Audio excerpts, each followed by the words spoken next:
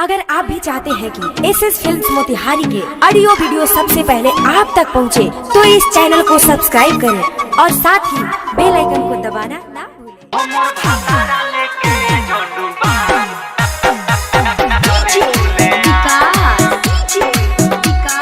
Music by Ambe recording studio Delhi. हमर भातारा लेके झंडू बाम जगह पर लगावे खुले आम। हमर भातारा लेके झंडू बाम जगह पर लगावे खुले आम। सखी हो का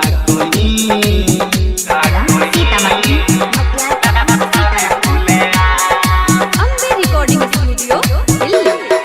उहे देवे दर्द सखी उहे फेरू करेला दवाई।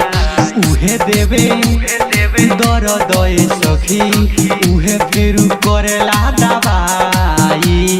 छुए तो रोआ खाड़ा होला, देहिया में पूरा जाड़ा होला। नहीं मानवा पर लागे लगा मोहायरे लगा। हमर भातारा लेके झंडू बाम जगह पर लगावे खुले आम।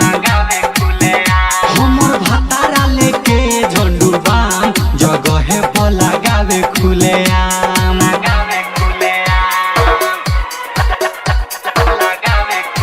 Ambe recording studio Delhi.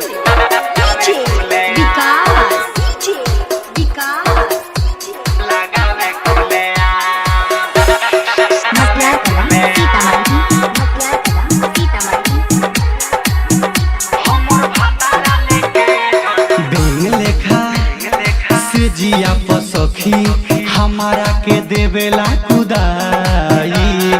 बेंग लेखा से जिया पसखी हमारा के देवेला कुदाई। परदेसी मोर पिया के छोछने ना दिले हम जिया के।